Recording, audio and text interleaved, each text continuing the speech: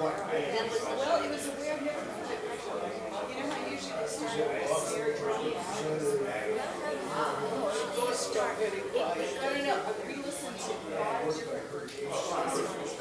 The Cleveland orchestra is so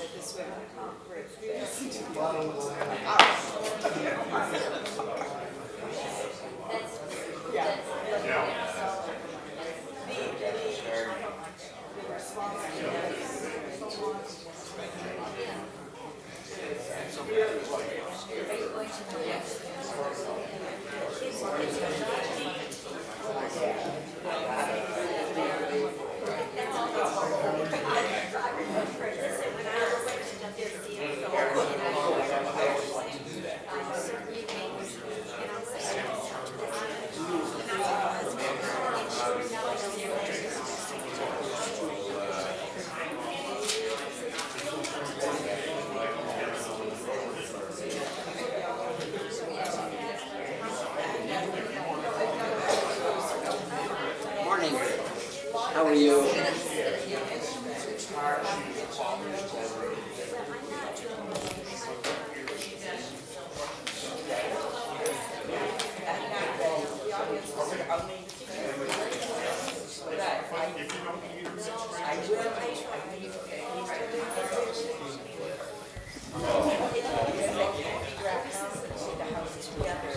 Hi Eddie, how are you?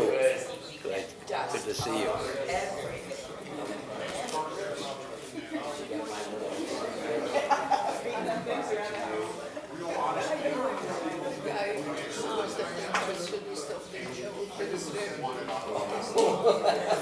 Why not? So I'm always for some reason.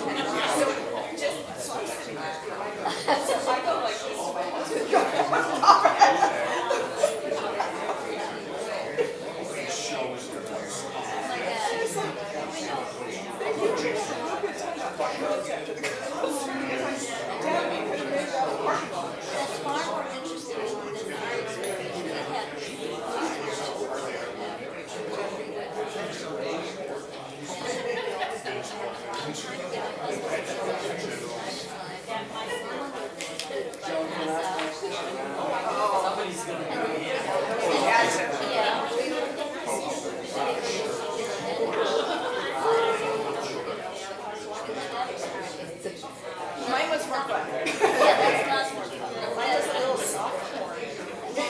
In the middle of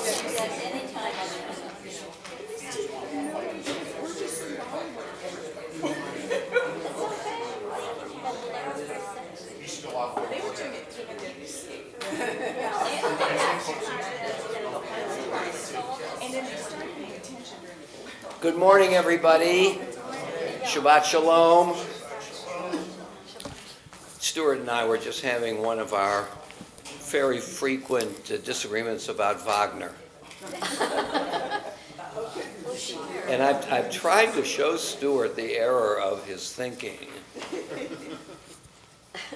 He will not relent. I'm sorry? Yes, of course. No, he was an execrable guy, no doubt about it. You know, there's a famous episode where Wagner had a habit of, he wrote his own librettos, and so when he had a story to tell, he would invite people over, he would read to them the basic narrative outline. And in Meistersinger, what's his name? Beckmesser is a representation of Hanslich. What was Hanslich's first name? Edward Hanslich, who was a great musicologist and author in the 19th century and very, very anti-Wagnerian. So Beckmesser is in the image of Hanslich, and when he invited people over to read the story of Meistersinger, he invited Hanslich. And Hanslich got the point pretty quickly and stormed out. That's the kind of person Wagner was. But the music is unbelievable.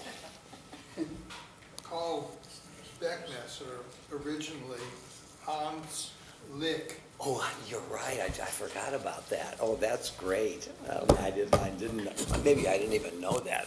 Yeah, Malcolm. One more musical point I mentioned last week. Apollo's Fire. I didn't have the date correct. It's Thursday, March 9th. They will be performing Here. Here at Temple-Tifereth, and the program is about the music of good. So that's Thursday, March 9th here. Great, okay. Before we continue, there is a sheet coming around to ask you to sign up for the pickup component of our participation in the bagels. So if you can put your name down for a pickup of one kind or another, I would appreciate it. Today, Maud picked up the bagels. Okay. One thing I'm learning from what I'm reading is that the name I have is going to be wrong. That's surprising. Okay. Who did pick up today? Joan. Okay, Joan. All right. Let's see about number 2. Doris Donnelly, bagel sponsor. She's not here to deny it. And Charlotte Price, sponsoring streaming. Thank you, Charlotte. Charlotte streams in. Well, I'll have to work with Cindy to see. Could I have written it down wrong? Possibly. Okay, welcome to everybody and to those who are live streaming. Let's continue with our blessing. Baruch atah Adonai Eloheinu melech haolam, asher kitshana b'mitzvotav v'tzivanu la'asok b'divrei Torah. We praise you, Lord our God, sovereign of the universe, who sanctifies us through God's commandments, enjoining upon us the obligation to immerse ourselves in words of Torah. Amen. Okay. So, let's remind ourselves, which we ought to do from time to time, what we're up to here. We are exploring the basic text of the Jewish tradition, the Bible, from which all subsequent texts come. We are not treating it as a dogma. We are exploring it together. Disagreement, puzzlement, all of this is fair game. So we're here to just see what we can make of it, where its power lies, where its problems may lie, its controversies. So the key to what we're doing, I think, is the conversation. So we are in today Parshat B'Shalach, which is in the middle of Exodus chapter 13, beginning with verse 17. I think the fact that a Torah portion begins in the middle of a chapter is itself revealing. I can't be certain that what I think it reveals is the case, but here's what I think it reveals. That Torah portion division happened before chapter division. And I think we know that chapters were not added to biblical literature until the Middle Ages, when Jews were called to disputations with Christians to testify about, for example, why the Jews don't think that the Old Testament, that's the Christian word name for it, why they think it doesn't predict the coming of Jesus. So the Jews were under pressure in the Middle Ages to kind of justify Judaism. There were some famous disputations. Nachmanides, for example, the Ramban. We've talked about this before. Maimonides is Rambam with an M at the end. Rabbi Moses ben Maimon. Nachmanides, a younger contemporary Nachmanides, is Rabbi Moshe ben Nachman, Ramban. And to make a distinction as we say it, because M and N can sound similar, we say about Maimonides, Rambam, emphasis, accent on the first syllable, Rambam. But Nachmanides is Ramban. So that helps us to distinguish the two. Maimonides died in 1204. Nachmanides was born in 1190. and died in 1270. He was called to a disputation against a convert from Judaism and Christianity, I believe is Pablo Cristiani. There are two records of this disputation, one by Nachmanides and one by somebody else. I don't know if we know who that is. Nachmanides' record is he won. The other record is that he lost. But in any event, though he was protected by the king, he had to leave Barcelona. He went to Jerusalem. There he reformed or formed the Jewish community there. He had written a vast commentary on the 5 books of Moses.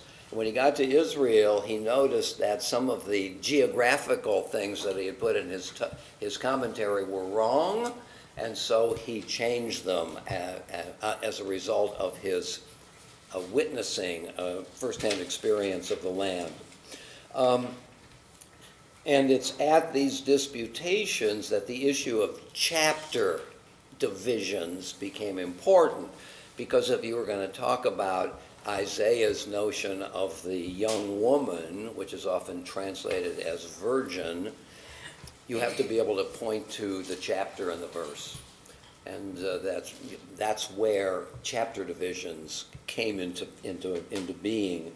So this is a good example of how chapter divisions are later than Torah portion divisions. Okay, so where we are here in the middle of chapter 13 is at the climax of the whole slavery to freedom narrative, which concludes, at least in its physical component, physical freedom. There's, of course, another issue, a deeper one, I might say, and that is spiritual freedom, the freedom to be able to believe what you want to believe and for your community to ground itself in its own values. So just because physical freedom is attained doesn't mean everything pertaining to freedom has now been achieved. So what we have here at the end, at the middle on of chapter 13 and then chapter 14 is the narrative climax of the first 15 chapters. In chapter 15 itself, the text moves from narrative to song, the song or the poem of Moses in chapter 15. And then the Torah portion continues into 16 and 17 in surprising ways. And I hope that we'll get there today. Okay, so chapter 13, verse 17. Now, when Pharaoh let the people go, God did not lead them by the way of the land of the Philistines, although it was nearer. For God said, the people may have a change of heart when they see war and return to Egypt. So God led the people round about by the way of the wilderness of the Sea of Reeds. So I've always been very fascinated by these couple of verses, because what the author does here is move from the surface action to interiority. What is it that is going on emotionally in the minds of the people? And by extension, in the mind of God. In other words, so the issue of caring is introduced here, and not only leading. So God saw as the Torah suggests, the fragileness of the people's, how to finish that sentence? The people's desire for freedom, or the people's terror at what is about to happen to them. God looks into the minds and the hearts of the people, and that's the reason why something unexpected takes place. Why didn't they go right from Egypt to the land of Israel? That's what you might expect, and it's not a long distance. why this circuitous path? We don't yet have the 40 years idea. That doesn't happen until the book of Numbers. But we do now have an indirect route as a result of God's recognition of the fragileness of the people and how you can't just take them out directly. And that's why he led the people round about. Okay? Now the Israelites went up armed out of the land of Egypt, and Moses took with him the bones of Joseph, who had exacted an oath from the Israelites, saying, God will be sure to take notice of you, then you shall carry up my bones from here with you. So this is the middle action in a three-part activity. The first part takes place at the very end of the book of Genesis. Let's go to chapter 50. Genesis 50, verse 22. So Joseph and his father's household remained in Egypt. Joseph lived 110 years. Joseph lived to see the children of the third generation of Ephraim. The children of Machir, the son of Manasseh, were likewise born upon Joseph's knees. At length Joseph said to his brothers, I'm about to die. God will surely take notice of you and bring you up from this land as he promised to Abraham, Isaac, and Jacob. So Joseph made the sons of Israel swear, saying, when God has taken notice of you, you shall carry up my bones from here. Okay?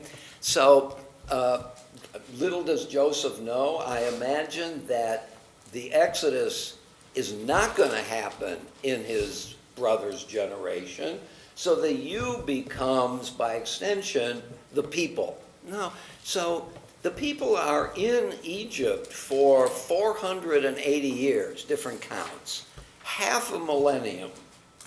And what the Torah is suggesting here in Exodus 13 is that 500 years later, that vow is still being remembered, and Moses makes an effort to get the bones of Joseph and to do what Joseph had wanted them to do. The Midrash says that while the Israelites were getting ready to go, Moses was roaming around the land. He thinks he knows somewhat, in some sense, where the bones of Joseph are buried, but he's not sure. And as time is running out and he hasn't yet found the bones of Joseph, time running out because it's time for the Israelites to leave, Moses cries out, Joseph, I'm trying to do the right thing by you. Please appear to me so we can take your bones as promised. And at that point, the bones of Joseph rise from a lake, and Moses can take it. Fanciful, but a way of indicating how serious Moses was about doing the right thing by Joseph and how he was able to accomplish it. Okay, so part one is Joseph's exacting a promise. Part two, in our Torah portion, Moses does it. Let's go ahead to the book of Joshua. See if we can find this. Chapter 24. Oh, I don't know. Oh, there it is. Chapter 24, verse 32 of Joshua. Now, chapter 24 is the last chapter, okay? So this is one of the climaxes of the book of Joshua. The bones of Joseph. Somebody have the page? 375. 365? 375. Chapter 24, verse 32. The bones of Joseph, which the Israelites had brought up from Egypt, were buried at Shechem in a piece of ground which Jacob bought for 100 kesitas from the children of Homer, and so on and so on. So, hundreds of years before Joseph exacts a promise, that promise or the obligation is kept by Moses, who then is carrying the bones of Joseph through the wilderness for 40 years. I mean, think about this.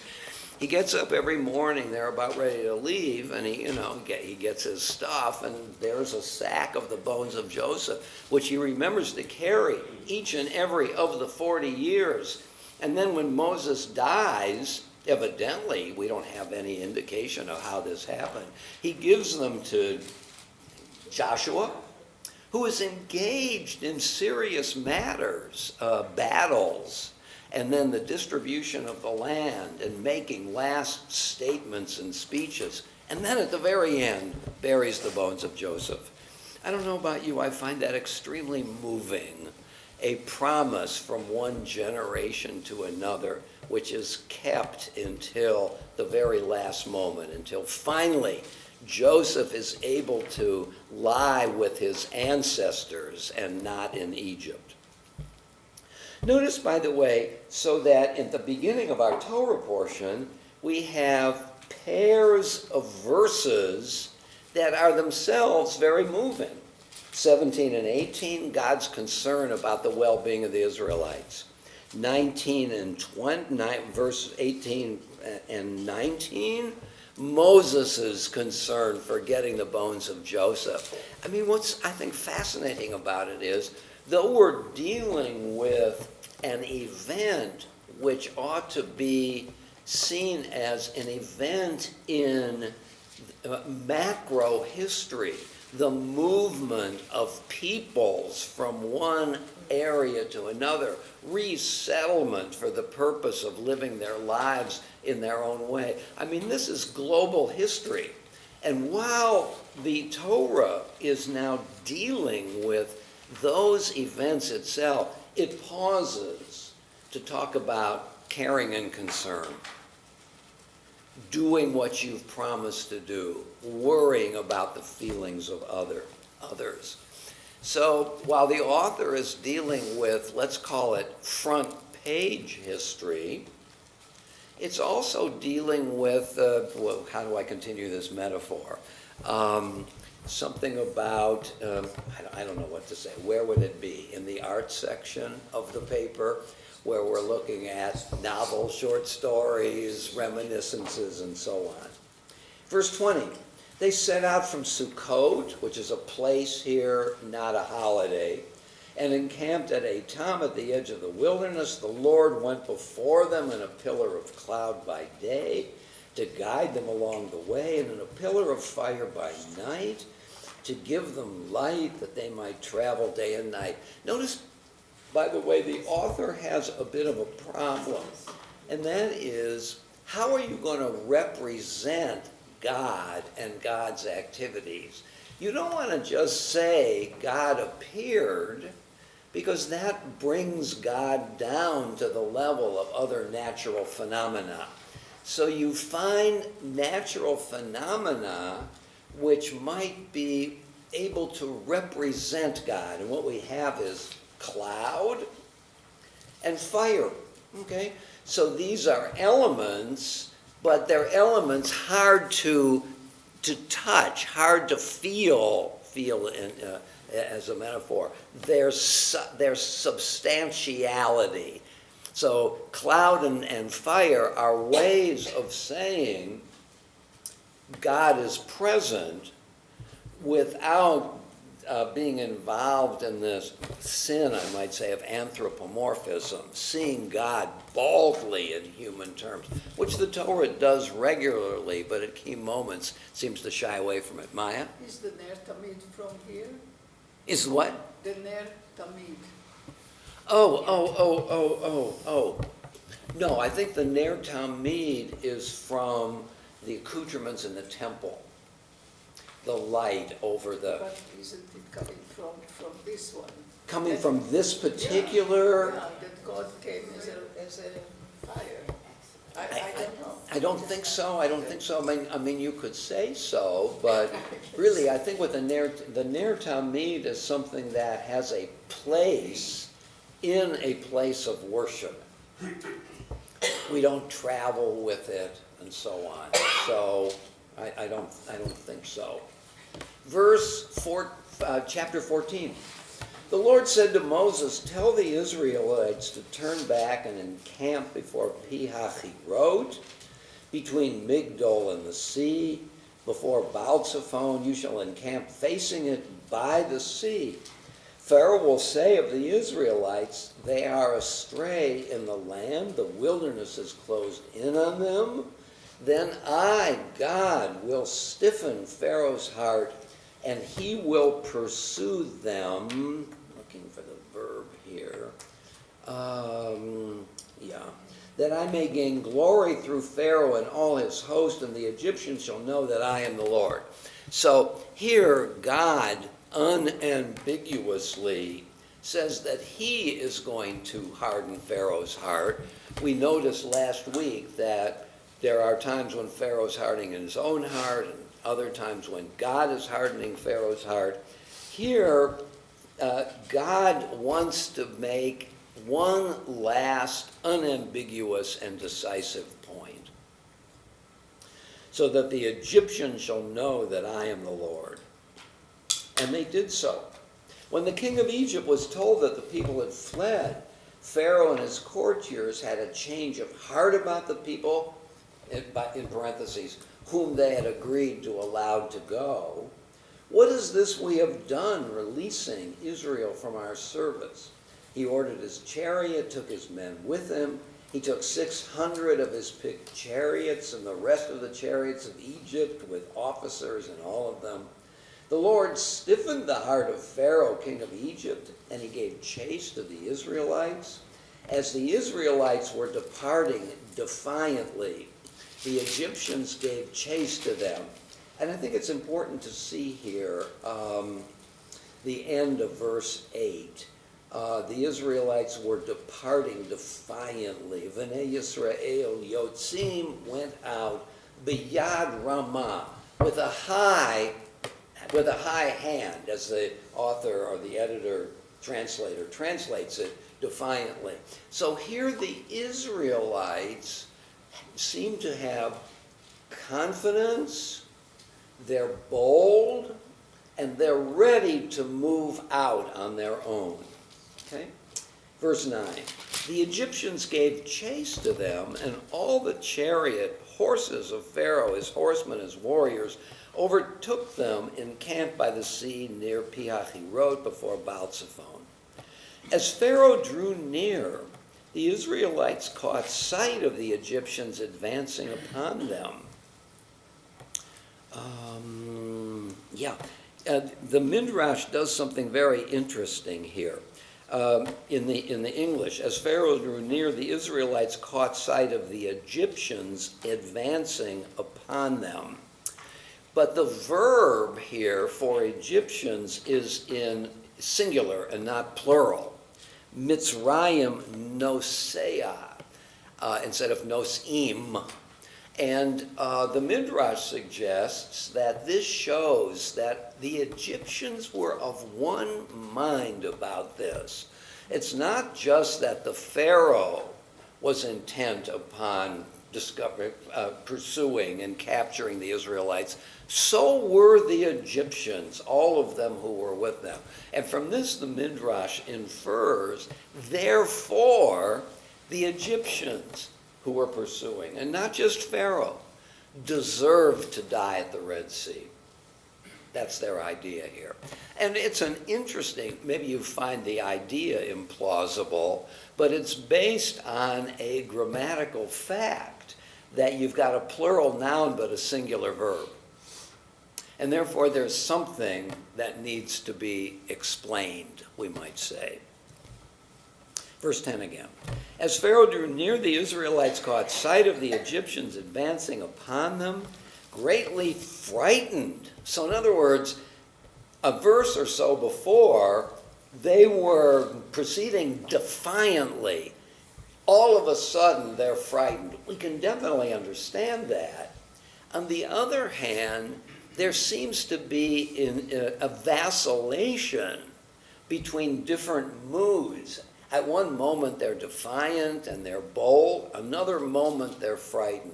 So there's not only some chaos in the empirical world, what is happening, but also in the heart of the people. And I think that's an interesting point here that, it seems to me a lesser author might have had a more one-dimensional view of this. The people were finally freed and they all felt defiant and bold, and that defiance and boldness continues throughout.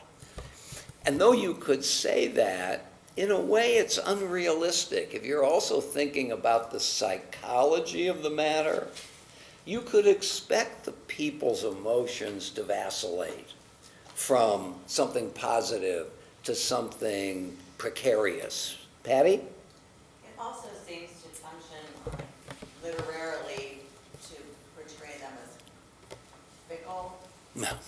maybe not realistically as much as for the storyline.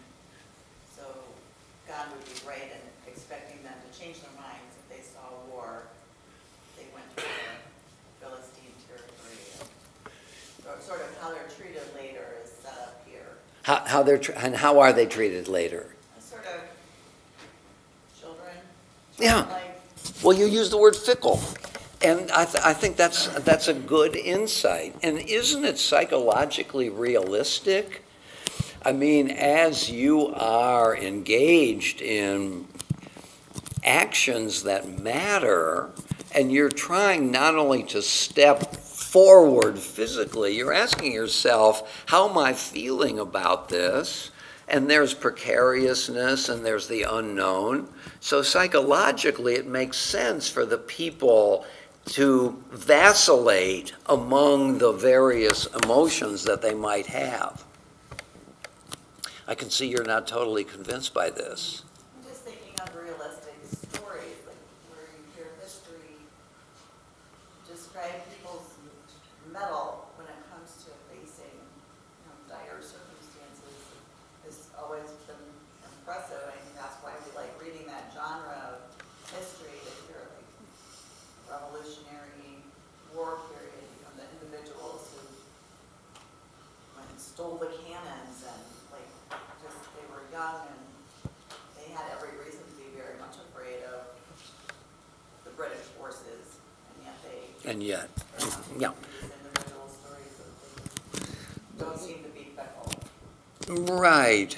Here I disagree with you. I mean, I think it makes for an exciting narrative, but I think it's psychologically unrealistic. I mean, if you think of the Revolutionary War and think about the different parties, some of them very much opposed to the war, some of them very much for it. So if one wanted to do a kind of collective psychology, you have a variety of different views at any decisive point in history. I find it more sophisticated than just the bold telling of a story of triumph. But it may not be quite as powerful as something a bit less ambiguous and defined. In this story, you can see them grow over time. We've talked about that in prior years of Torah Study, looking at how the maturity of them as a group made more sense to think about than pulling individuals out. Right. Some of them are brave and some of them want to go back to Egypt. Right, and that's another example of the ambivalence, isn't it? You're saying there is a kind of trajectory of growth? I think we've talked about that in the past. Not sure about that, actually. I mean, I think God grows in a way. It grows further and further away, the more adult-like and mature the people become and how they figure out how to live in community and resolve their differences. Although, I mean, later in the biblical story, you get the prophets who come and say to the people, you have learned none of the lessons here. So maybe it's an oscillation and not a straight line. Vivian? I don't think this is a history story. I think it's a creation story. It's myth, not, it has that it has that bigger than life feel because it's multi-level, as a myth is as a creation story. I mean, it's the second act of the creation of the people, Right. or maybe the third, whatever. No, I like that. I like that. Going through the Red Sea is kind of going through the birth canal, Yeah, so to it's speak, a and out the whole- other side. Yeah, it's more metaphor than, and it's certainly not history. I mean, we take it as our history, but that's Right. only our, Right. I get your point. I think you're right. I mean, okay, so the myth also contains intimacies that you're not denying. Right. And a concern for feelings. Yeah, it is a very good question about how realistic we are to understand these stories. And I suppose back at this point, I mean, we do have a convergence of the biblical narrative and general history around 800 or so, Ahab and so on. We have the Mesha, the Moabite stone, so on. So, but at this point, it seems to be more legend than actual history. I mean, this is not a story of revolution or, or independence. Yeah. It's a story of delivery. It's a story of delivery and whether or Revelation. not the people want to be delivered, something like that. Yeah, good. Okay, so what point are you making here that we shouldn't take this in any literal sense? Well, in any way we interpret, I mean, that is up to our discussion and our, Right. I think she's agreeing with me, I am disagreeing in a gentlest way. not using, realistic psychology at this point Yeah, is tough to swallow. but it's what we bring to it in our modern, in our experience. So each point is legitimate. I mean, there's no argument here, it's exploration. Yeah, what's interesting about this conversation is that groups from time immemorial have treated this story as a paradigm. Michael Walzer in his Exodus and Revolution talks about the Puritans, for whom this is a very fundamental story of liberation. South American liberation theology in the middle of the 20th century. Take this literally in the sense that they're appealing to a God who redeems. And this is the paradigm story of redemption, not just as an idea, but as kind of a precedent. So some of these movements that appeal to this story want to think of it in realistic terms. Mm-hmm. Yeah, right. And the Bible gives us some evidence or permission to do this because it's so realistically told. Yeah. Right. You're not denying that. You think that fundamentally, though, it's a myth. It doesn't relate to what happened in history. Well, it's a powerful myth. Look how it is. Look how it's used across religions and concept. It's to teach. Yeah. It's pedagogical. Okay. Okay. Let's continue. Verse 10. So, as Pharaoh drew near, the Israelites caught sight of the Egyptians advancing upon them. Greatly frightened, the Israelites cried out to the Lord, and they said to Moses, "Was it for want of graves in Egypt that you brought us to die in the wilderness? Is it because there's no more burial grounds left in Egypt that you brought us out here, because here we have the ground? Was it for want of graves in Egypt that you brought us to die in the wilderness? What have you done to us, taking us out of Egypt?" Now you remember earlier in the story, in chapter 5 and chapter 6, they're already arguing with Moses. They're already saying to Moses, "What are you doing to us?" Let's just go back to chapter 5.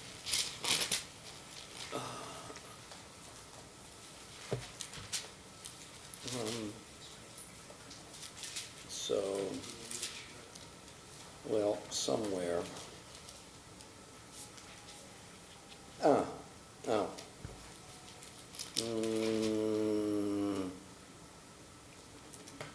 I don't see it. Yeah. Somewhere in there they argue with Moses. So this is one of the motifs of this story from beginning to end, that there's doubt and question about the value, the sagacity of Moses' leadership. So back here, is this not the very thing, verse 12, we told you in Egypt, saying, let us be, and we will serve the Egyptians, for it is better for us to serve the Egyptians than to die in the wilderness. Michael Walzer, in that book I mentioned, Exodus and Revolution, calls this the counter-revolution. There's a group of people, and it's a persistent theme, that don't want liberation because of all the unknowns that it entails. What they want is something predictable, even though it will function as a narrowing of their lives. Remember, is it Eric Fromm's book, Escape from Freedom? The burden of freedom and how difficult it is for us to manage it. Places the responsibility on us. So here, as a persistent theme, we get the movement forward and the attempt or the desire to counter that with a movement back. The status quo being more known than the future. But Moses, verse 13, said to the people, have no fear, stand by and witness the deliverance which the Lord will work for you today. For the Egyptians whom you see today, you will never see again. The Lord will battle for you. You hold your peace. Okay, so Moses doesn't really rebuke them. Moses encourages them to be optimistic about God's leadership, what is about to happen. So it's, I think, an interesting moment in the whole idea of Moses' leadership. He could, by this point, be very, very frustrated and criticize them severely. What he does is he tries to encourage them. You have God at your head. You will see what God is about to do. Then the Lord said to Moses, verse 15, why do you cry out to me? Tell the Israelites to go forward. And last night in a brief or introductory comment at the service, I pointed out the Midrash now invokes Nachshon, who is an actual figure in the Bible. He comes later on. He's this brother-in-law of Aaron. And the Midrash says, at this moment, why do you cry out to me? Tell the Israelites to go forward. And assuming a kind of paralysis among the Israelites, Nachshon leaps into the Red Sea and therefore shows them that we can move forward, after which, according to the Midrash, the people now become bolder and are ready to follow him. The leadership of Nachshon. And the Midrash goes on to say that as a reward for Nachshon, who is from the tribe of Judah, from him come King David and Daniel and so on. Actually, the Messiah as well, who is a descendant of David. Tell the Israelites to go forward, verse 16. And you lift up your rod and hold out your arm over the sea and split it, which is interesting. I mean, what role in the causation of the splitting of the Red Sea does Moses play? He holds his hand over the sea, and it will split. That suggests that the holding of the hand is a causal factor in the splitting of the Red Sea. It doesn't say, though, strike the sea, so there's some ambiguity here. And I think the author dares to suggest that it's not God alone who is responsible for the splitting of the Red Sea. Maybe part of this is to elevate the stature of Moses so that he can serve as a leader for the people. Verse 16 again. Lift up your rod and hold out your arm over the sea and split it, so that the Israelites may march into the sea on dry ground. And I will stiffen the hearts of the Egyptians so they go in after them, and I will gain glory through Pharaoh and all his warriors, his chariots and his horsemen. So Moses seems to play a role, but God seems to say, this is to be seen as my act and my act alone, so as to gain glory through Pharaoh and his warriors. So it's a little bit ambiguous. Cindy?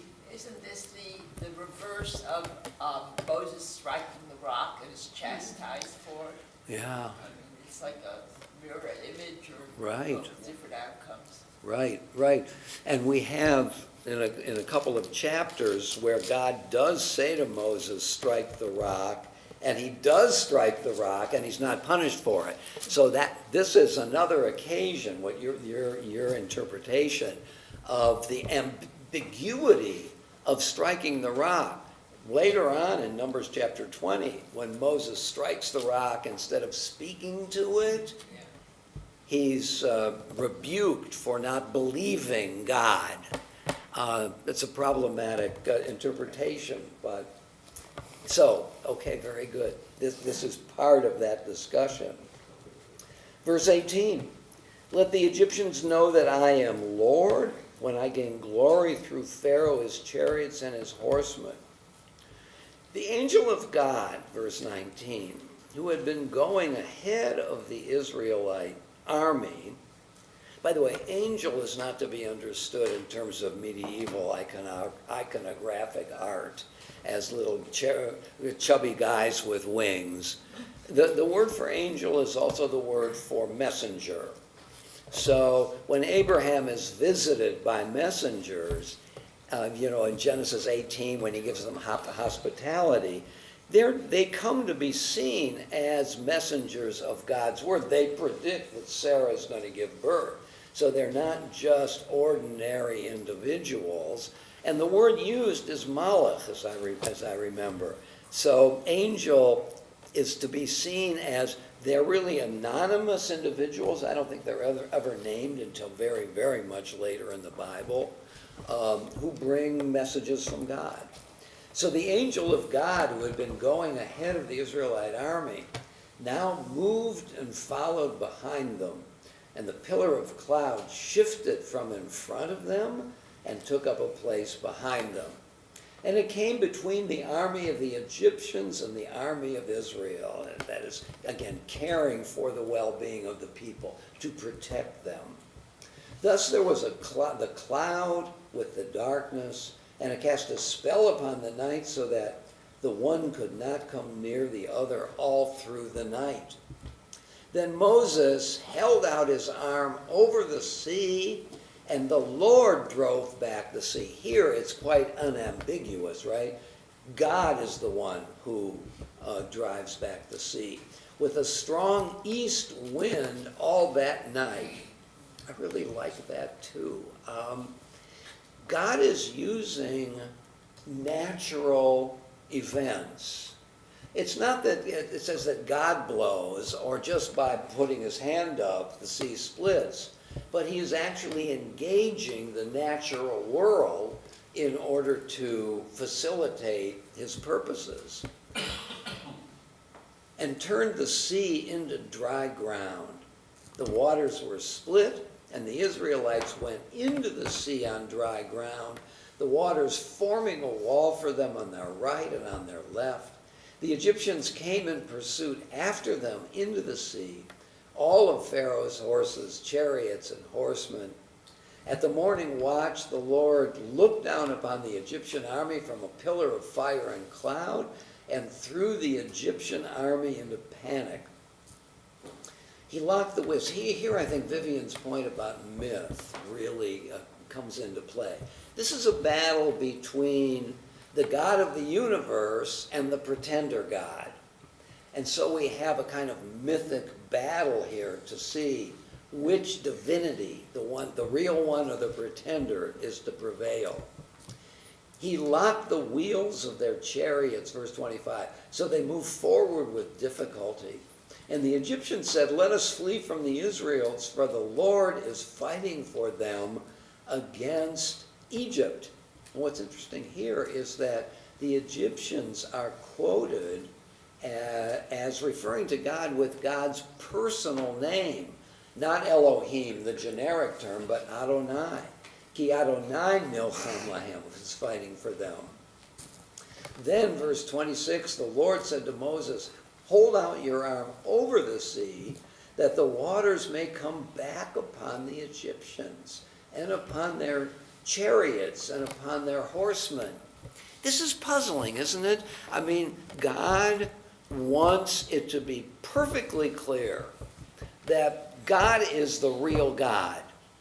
And so if I were God at this point, and I saw I have my right-hand man Moses, I would give him a bit of a role, but I wouldn't give him too big a role, because then it makes more ambiguous the role of God. And yet right here, he has Moses have the waters go back. Hold out your arm, verse 26, over the sea, that the waters may come back from the Egyptians, back upon the Egyptians, and upon their chariots, and upon their horsemen.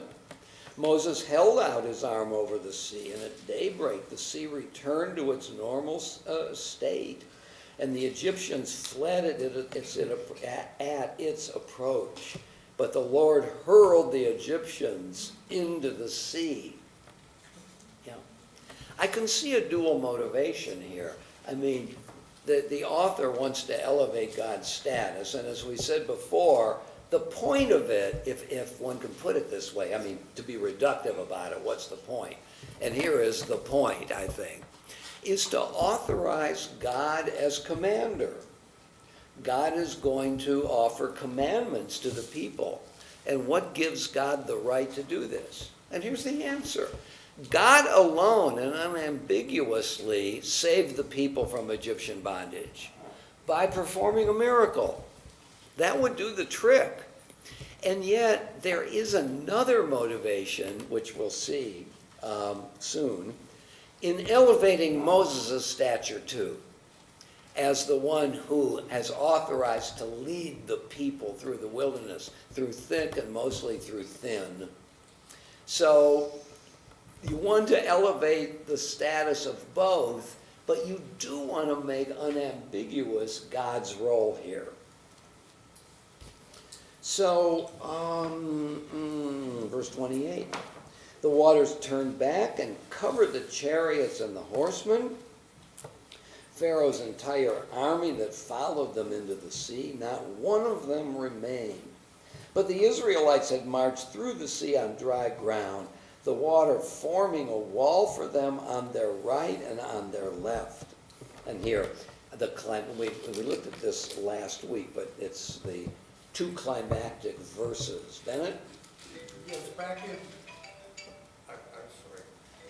chapter 7, it says, the Lord replied to Moses, see, I place you in the role of God to Pharaoh. Oh, that's very good. Where are you? On page 93. You have a verse, though? It's chapter 7, verse 1. The Lord replied to Moses, see, I place you in the role of God to Pharaoh with your brother Aaron as your prophet. Very nice, very nice. Yeah, yeah. I also found it interesting that the Jews remembered Joseph, but Pharaoh, the Egyptians did not. And Pharaoh rose a Pharaoh who did not remember Joseph. Right, very good. So, but the Egyptians have less reason to remember Moses. No reason to forget him. Yeah, that's right. Yeah. Now this is that chapter 7. Refers to the army. Say that again. What? When it's referred to the Israelite army, is that the first time they're referred to as an army? I don't know. Yeah, I would say so without knowing. Is the word in the Hebrew army, does it indicate that they were organized? You know, we think of an army as an organized group to That- group, or is There is that difficult, so in chapter 13, verse 18, now the Israelites went up armed out of the land of Egypt. So, and that is a difficult word. You can see the footnote, meaning of Hebrew chamushim, uncertain. So, chamushim, I suppose, comes from the word chamesh, 5. Chamushim is having weapons, military weapons. You think in modern That's what Hebrew? yes. In modern Hebrew. Yes. Yeah. So the editor here says meaning of Hebrew uncertain.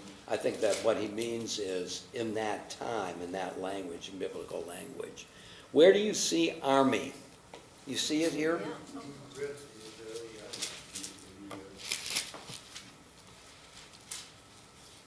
There's the Egyptian army, Yeah, it's Israeli. Machane Mitzrayim, Machane's camp, military the camp. camp, right. It's not necessarily military, Well. but it's the camp, the group. It's translated army. 1420, I'm sorry? 1420. And it came 1420. between the army of the Egyptians and the army of Yeah, Israel. but Machane is a place of resting, literally. And they came, yeah. Machane is resting, Oh, see? so, Well, so it's Machaneh, so that's camp. yeah. Yeah. That's camp. So it's an inference. What, Patty? Verse 19 says the angel of God who had been going ahead of the Israelite army. Okay, very It's good. not army. It's also Machaneh Yisrael. Yeah. Well, you know, what do we call this? A synecdoche, a part for the whole, or is it a metonymy? I think it's a metonymy, one thing for another. So camp represents here by metonymic, by a metonymy. It stands for something else. Just as we say, the White House says, right? So that's, the White House doesn't talk. It represents those who are in the White House, just as camp seems to represent. Maya? So if we are nitpicking. Yes. Egypt in this chapter, once it's plural and once it's singular, so it shifts, and I was wondering why. Yeah. Well, I pointed to one example. Yes, but there are others as well. Yeah. I don't know the answer. You have a speculation about it? No. I do. Okay. I mean, you could think about the Egyptians as whole one, of one mind. They're all coming after the Israelites. Or you could think of them distributively as individuals. Or as Kathy says, two authors.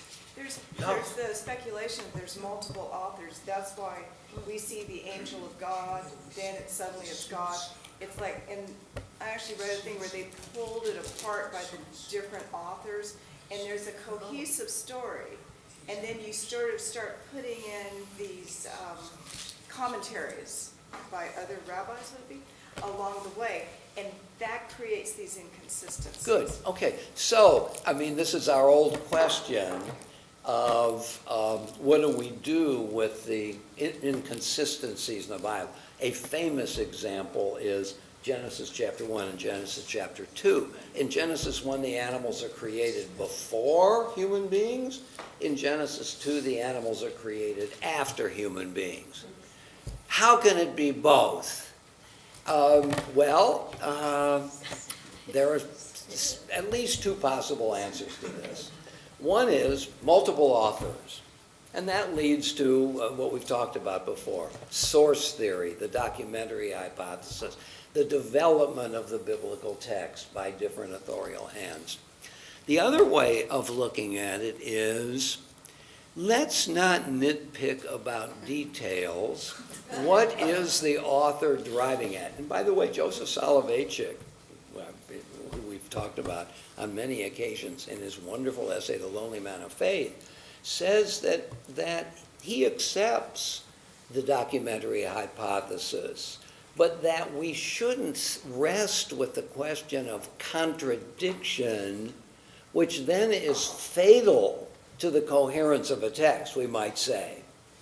Rather, the two stories of the creation of human beings is the story of the twofoldness of what it means to be human, right?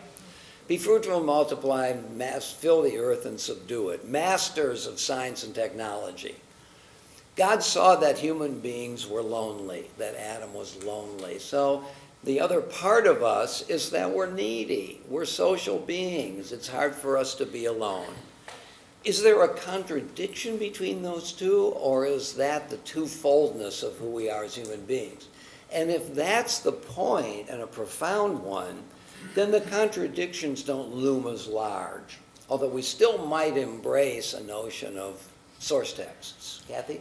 I have a problem with the fact that in your thesis, God's beginning to see and feel for a people. Yeah.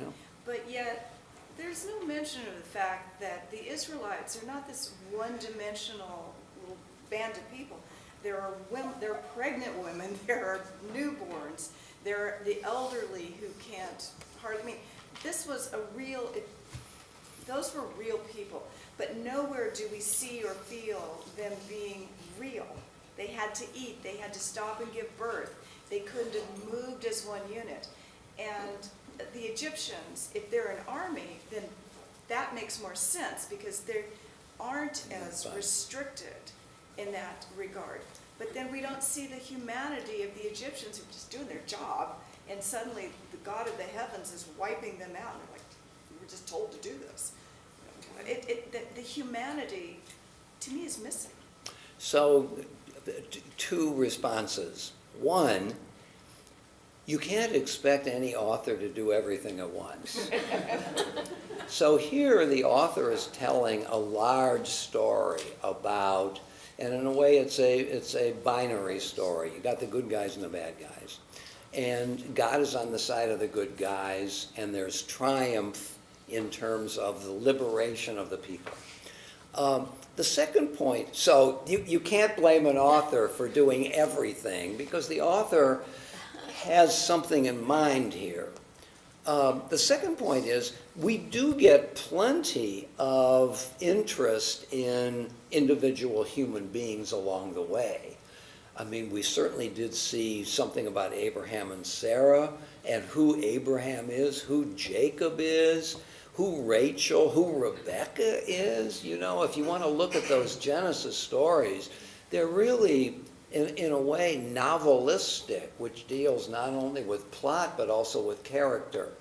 We're going to see Miriam. We're going to see Moses suffering and so on. So there is a lot of that, and here's how I choose to understand it.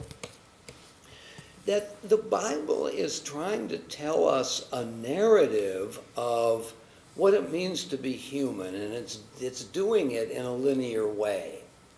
Here is one thing after another, and it's telling a big story. But it also, along the way, is telling what I might call a smaller story. I mean, the beginning of our Torah portion where God cares about the people, or Moses cares about discharging the promise made to Joseph's brothers and by extension the people. So it's a story written, painted on a large canvas and also a very small canvas on, I mean, after all, what's the history is basically the history of families, certainly Genesis. So there is a human element throughout the biblical narrative as well. Here I think the author is painting on a large canvas. Stuart? This bears more on the earlier question of the people's reaction in seeing the Egyptians. Yeah. And if you look at the situation from their perspective. The people's perspective? Yes. When they first see the Egyptians, they're scared. Yeah. They're afraid of the sight, whereas before they were emboldened we can deal with the Egyptians, they won't even come after us. Right, right. And then they see the Egyptians in their chariots and their Pharaoh, and they're scared. Yeah. And do you draw an inference from the two different ways of understanding the people? Yes. How, what inference? That in the abstract, people are emboldened, Mm-hmm. and when they're actually confronting the situation, they become more rational. Is that the abstract, or is that the concrete? This is the way people are. Yeah, And so by saying this, are you praising the biblical author for his move to complexity? yes, I think so. Okay. I take back my disagreement with you about Wagner. Good. Ron?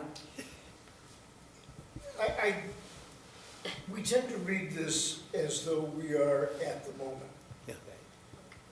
We are there, we're witnessing this, that's the way we're reading this, that's the way the author is telling the story. Right. Do we have any evidence chronologically to compare the events with the date of authorship?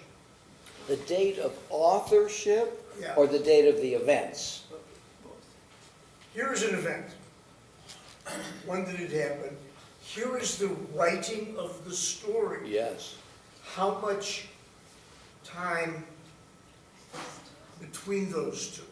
Is there any evidence, either actual or empirical, to tell us that? The reason I ask the question is that if you take the position that these are recordations of myths, recordations of long-standing cultural stories, Yeah. when were they actually recorded so that we can evaluate them against the events that they tell? I have a 3-word answer.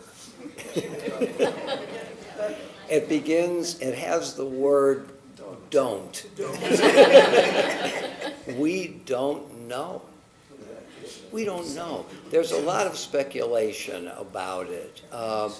There's the whole question of when documents were written. There's a lot of speculation about a long oral history before they were written down. We know this about the Homeric epics.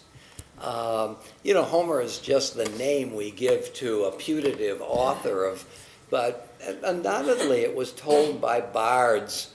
There's a very famous Homeric scholar, what the heck was his name? I can never remember his name, who went to Yugoslavia and interviewed bards who carried on oral tradition.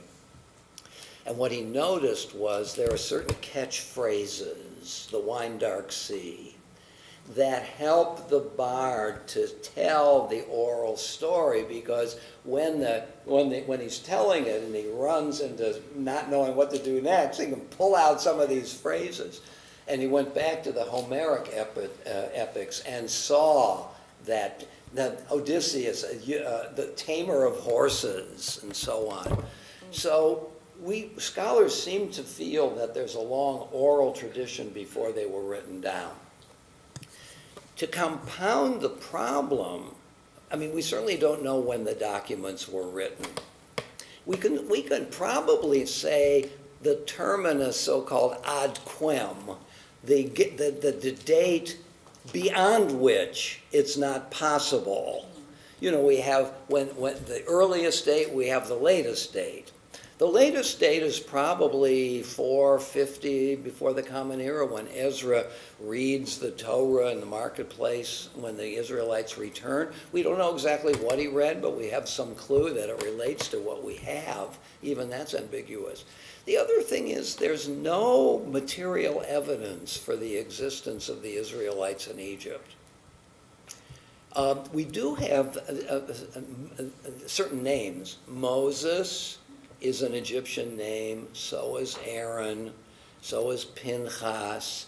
So there is some Egyptian background, but scholars for decades have dug up the Sinai desert and found no artifactual evidence for the existence of 2 million people over 40 years with all the wagons and animals that it would require. Somebody once calculated that if you take all of that, all the people, all the wagons and so on, and you had them cross the Red Sea 10 abreast, it would take 10 years.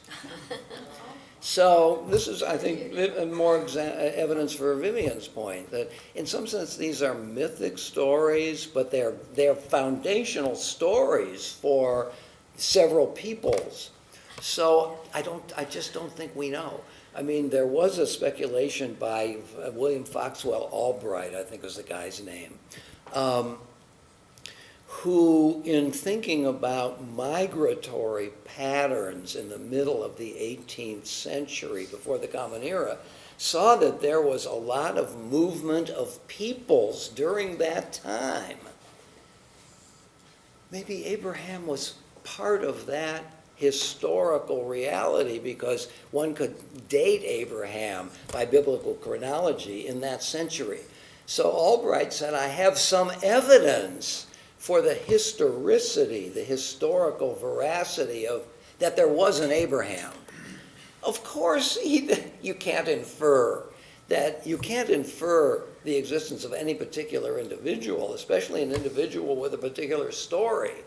So yeah, there might have been an Abraham, and the Abraham there might have had the characteristics that the Bible attributes to him, but you can't get any closer than that. So I just think we don't know enough about that.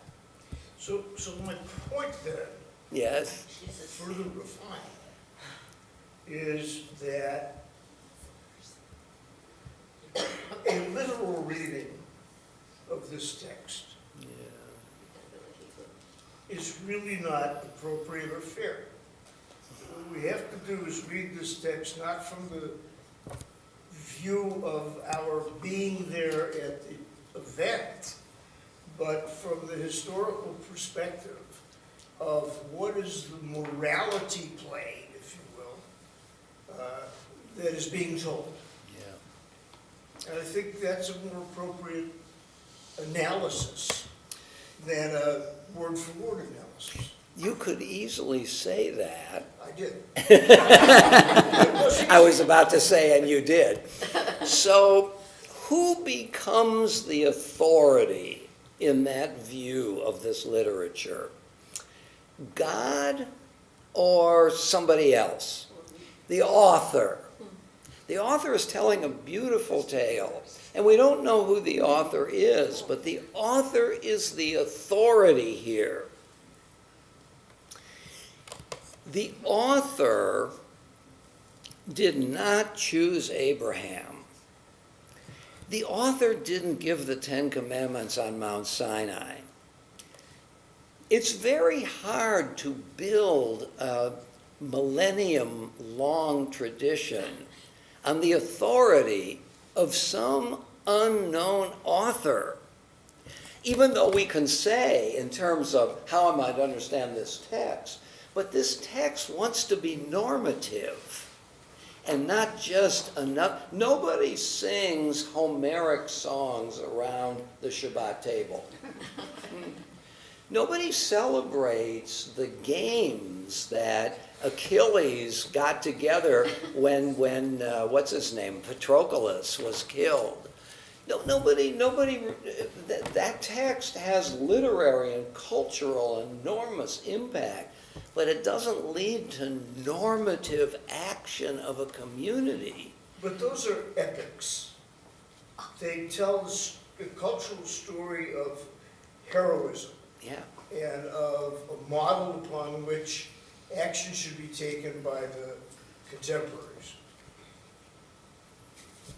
I look at this as a morality play.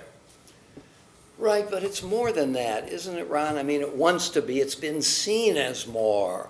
It's been seen as the prologue to Mount Sinai and the aftermath of Sinai, where God commands, where God says, don't take my name in vain, honor your father and mother, which our tradition from time immemorial has seen as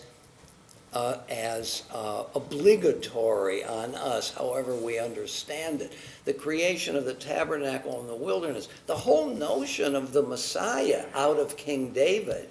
If King David is merely the result of the imagination of the author, doesn't the whole thing fall to the ground? What's the normative? Of course, Plato thought that Homer was very dangerous to society. Therefore, he took Homer's morality very seriously. That's an example of a piece of fiction, so to speak, having authority in a community. Yeah, right. I mean, did God choose Abraham? God made a covenant with Abraham and Abraham's descendants forever. Is that a beautiful story, or is it true beyond the confines of the story? Are we in a covenant with God? Gosh, that's a beautiful story. Yeah. Does Dostoevsky's Raskolnikov, did he ever walk the streets in Russia? It doesn't matter. It's a brilliant story. But this is more than a brilliant story. It means to say something about the world, about obligation. So I very much appreciate your point. I mean, we all struggle with this. Think about the New Testament, by the way. When Jesus is crucified, the evangelist says that the curtains of the temple were torn. Now, what does that mean? That actually happened and was a huge rupture in the history of humanity. Christians don't think this is just a beautiful story. For God so loved the world that he sacrificed his only begotten son so that we might live, is John 3:14 or something. You see the signs at sports events. John 3:14. Why are you holding that sign? Gosh, because it's such a beautiful story. No. Because Christ died for my sins. That's what that story tells Christians, right? So there's something trans-narrative at work for communities that hold these texts as normative for them. And just to think of it as literature, great literature, profound literature, undermines those claims. And therefore, communities have a lot at stake, don't they, in how they understand these stories? Yeah. Do we think we're in a covenant with God? Or it's a matter of choice? Yeah, we choose. We believe it. I'm sorry? We believe it. We believe in the covenant? Beyond the story? The story is the genesis of the belief. But does the belief stand as valid or compelling beyond the story? In other words, the story is telling us what's true, not just what the story says. You believe that? Yeah. Oh, okay. Yeah. So, in some sense, it doesn't matter when the story was written, because if it's true, then the truth is non-temporal. It doesn't exist in a temporal time. It's always true, or at least from the time that it was fabricated. I want to be sure I get some different voices in here. Malcolm? I think the question to be asked, do we believe we have a covenant with God? Yeah. I think the question is, do I believe? Okay. I as an individual. Yes. I think that the issue you posed about the belief in Christianity that Christ died, that God sacrificed his son so that we all might live. Yes. How is that provable? How is that any more provable than the story of Moses and the people of Israel in escaping the bondage of Egypt and Pharaoh? It's different. It's provability is not the point, is it? What's the point is, do I believe it's true? I agree with that. Okay, But, yeah. so to me, the issue of can I trace this historically? I mean, Jesus' life is only 2,000 years, so we have more evidence. But as to its, in a theological sense, provability, I don't think we have any more evidence today that that was God's act than the act that we read about in this story. So to me, I don't think it's important to know whether this happened or not. Oh. I think it's important for me to understand that there were 4 characters in this story. There was Moses and Pharaoh and God and the Jewish people. And we try to understand who they were and what their motives were, and ultimately that at the end of this story, a people, because of their devotion to God and God's devotion to them, have created what's come out. According to the story. If I believe it, if I believe it. Right. But the question is, what's the horizon, the ultimate horizon of this conversation? Is it the boundaries of the story? Is this the horizon? No. Or is it the facts to which the story refers that are trans-narrative? The story is pointing to it. Did the Red Sea split or not? That's less important than the issue of covenant. But did it? It's a gorgeous story. It's a compelling story. But is it true? Does God do things like that? Maybe that's going to get us astray here. Does God Yeah. perform miracles? Like that. Yeah. Yes, that's right. Are there miracles? I mean, I think the question here is ontology, what exists, and not just literary frameworks. So Patty would want to say, I think, that God never, I'm pointing to you. You know what I think, so Yeah. That we're in a covenant with God if that's what we choose to do. It's for us to decide that sort of thing. And beyond the choosing, there is no covenant per se. We make it. Now, that may be compelling for you and for me, but it's not compelling down through the ages, is it? don't you think that a people is able, we hold these truths to be self-evident, that all people are created equal. Let me just say it like that. Wow, what a great idea. Let's try to make that come true. No. Is it true? Look around the room, look around any room. We're all different. We're not equal. Not only in terms of our individuality, but our station in life, our endowments, our capacities. There's nothing but plurality if you look around.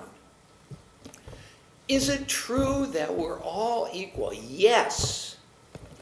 We were made in the image of God. All of us. That's the foundation of the truth of all people are created equal. But is that true? That we're made in the image of God?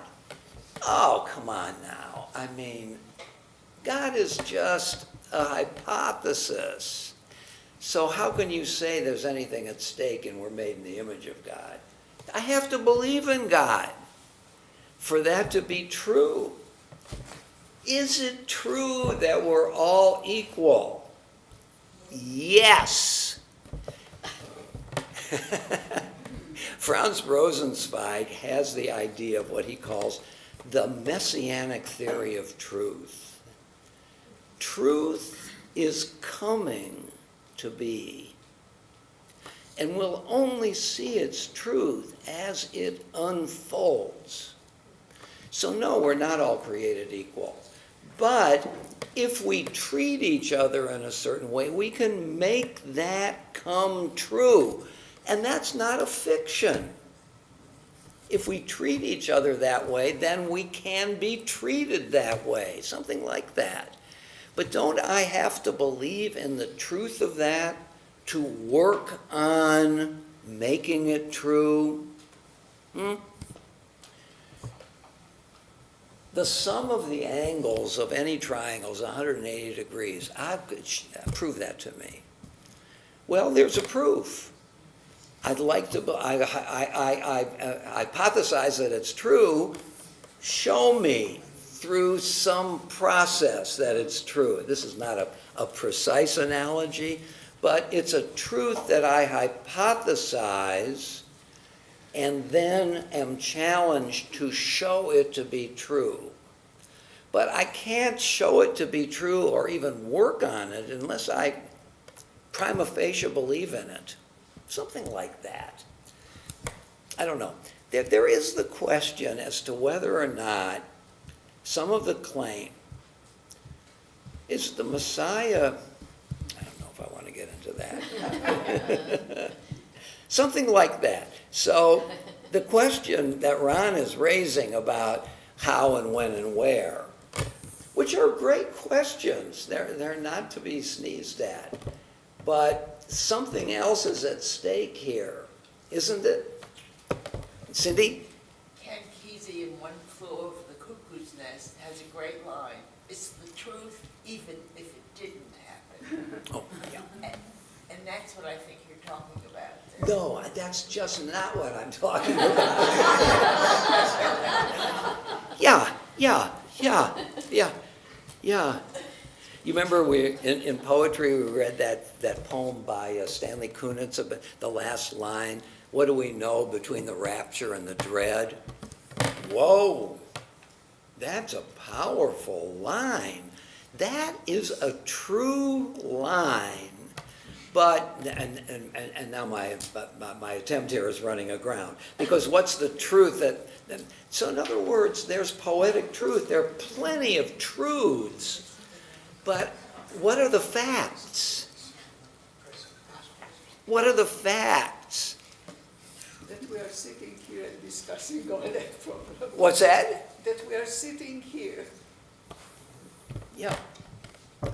And there are two ways of trying to deal with this. One, we can look at this as a text like any other text, as a text. We could certainly see it as the text of a people, which is more than just a book. And we can explore the text the way we explore War and Peace, the Iliad, Ulysses, and get all kinds of significance out of them. Path-breaking, definitive, decisive for our lives.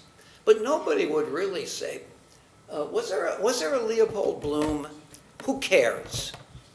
Because this means to be a fiction.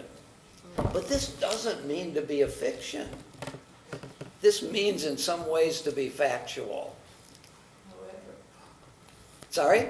however, However what? however, we don't know that it's the reality. We don't know it's the truth. We don't know, we don't have the historical documentation. We Right. have stories. Right. But I believe that we're in a covenant with God. I believe that that's real. But, Beyond the book. right, Yeah. Even though I don't know when it was written. I believe it's pointing to, drawing into something. Vivian and then Michael. Well, Oh, this is not a however text, it is endured longer than any other text, what, humanity has? I mean, I can't speak to the Quran, but there are similarities and intersections of that. So I think we look at this as enduring human insight, Right. for lack of, and I think we also suffer somewhat in that we don't have Hebrew to see the poetry between the lines, to see the pace, to identify the movie in the novel. I mean, you know, the wheels of the chariots locking suddenly draw you to a different awareness of what you're reading, and it's not intellectual, it's feeling. For sure. So As literature. as beyond literature. What's the beyond part? As well, as an enduring experience that we happen to share through this text. Did Achilles ever exist? I mean, let's say no, but the text endures. Yes. It's no less enduring than the Hebrew Scriptures. Is it? I mean, But then you ask, what does that matter? I mean, Achilles, this matters, at least in context of our Yeah. studies, in our community, and beyond. by the way, Spinoza in his Tractatus, which is a path-breaking book for modern Bible studies, says, I think in chapter 7, we're not out for the truth, we're looking for meaning. And so this undermines the ontological status of the Bible, and he's just looking for a way of understanding it. In that sense, this was very deliberate of Spinoza. By saying we're looking for meaning and not truth, he demotes the status of the Bible. And that's what he wants to do, because what Spinoza is a pioneer about is the separation of church and state. And you can't separate the church from the authority, the power of the state, unless you demote the status of the church.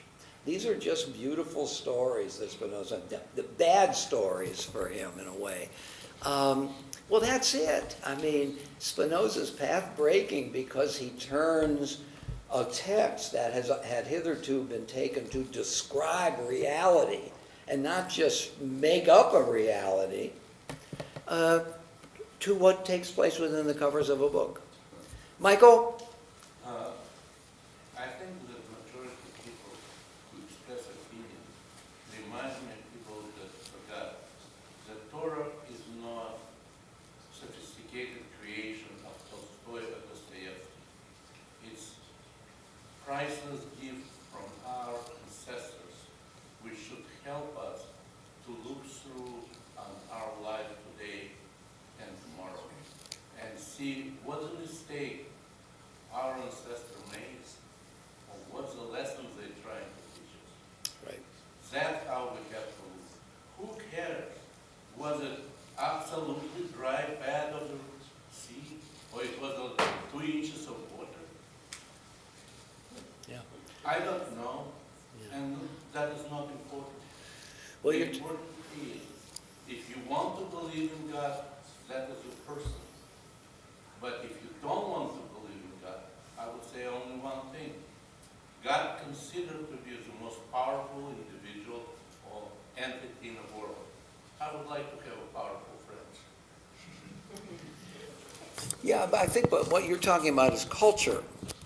That this is the inheritance of our past.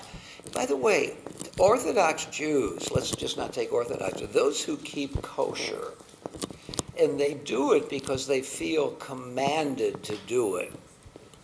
Who's the commander for them? The author of Leviticus?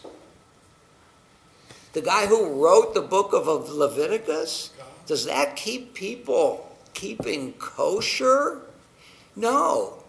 Their authority is not the God who's a character in the book, but the God of the universe, who actually said, don't cook a kid in its mother's milk.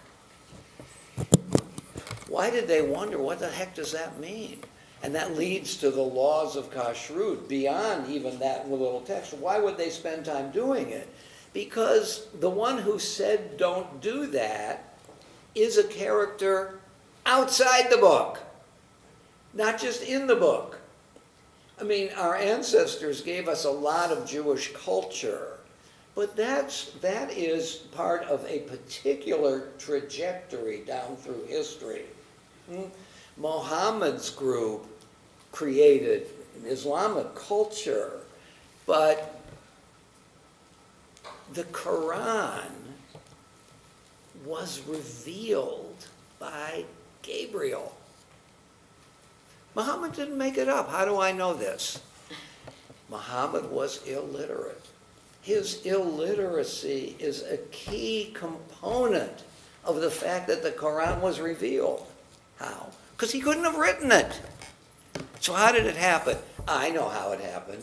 Some author fabricated a story of a guy named Gabriel revealing this book. That's culture. And by definition, there are many cultures. Did Gabriel convey God's message, Allah's message to Muhammad? I'm going to turn around and in a minute I'm going to be a Muslim. Yes. Allah revealed it to my people. It's not just a beautiful story, although it is a beautiful story. Oh, gosh. Shabbat Shalom. Yeah, something like that. So, okay, I just want to make one further point about the truth of this story. No. After we're about to turn to chapter 15, which is a celebration, the Song of the Sea. Immediately before chapter 15 is over, the people are complaining. And for the next 2 or 3 chapters, they run into problems over and over again, and they complain about it. Think of I'm just going to use this language in a way against myself, but to make this point.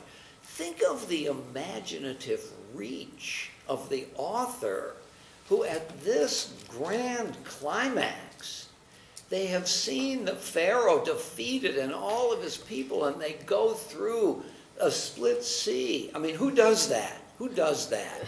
According to the author of the story, now I'm going to just talk author, only God can do that. And they experienced it according to the author.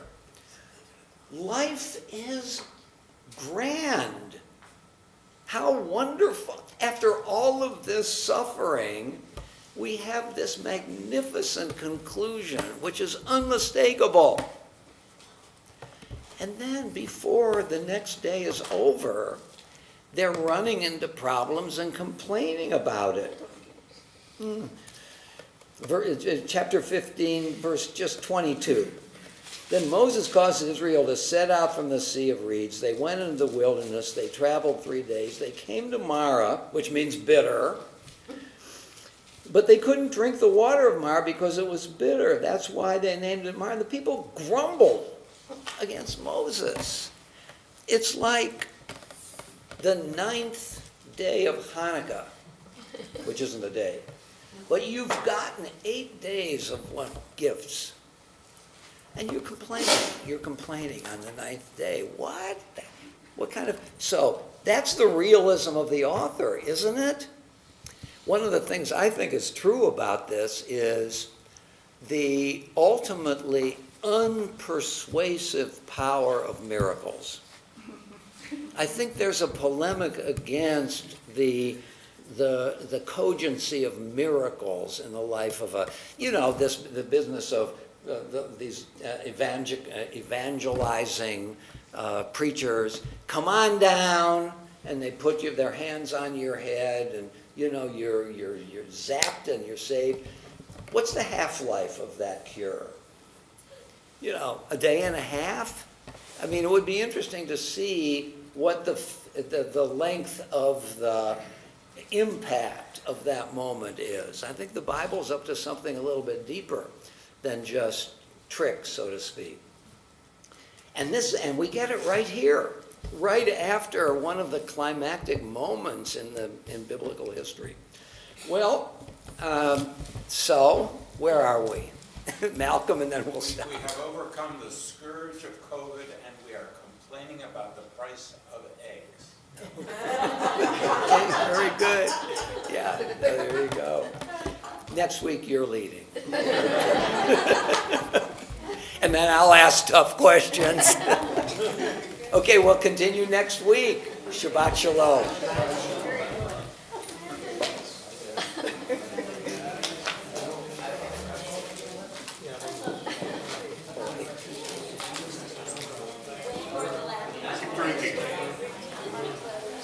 We believe, some of us, because we saw Cecil B. DeMille split the Red Sea. A guy like me, who has fought this for most of my life, believes that a lot of this is, we read it, we buy what we want to buy, we disagree with what we want to. Truth, not absolute. It's like, I think it was Malcolm who said, it's the individual rabbi. I mean, I'm back coming to see you because I said, okay, it's time. Because I walked away, I think you heard me tell that story, I walked away from a lot of this.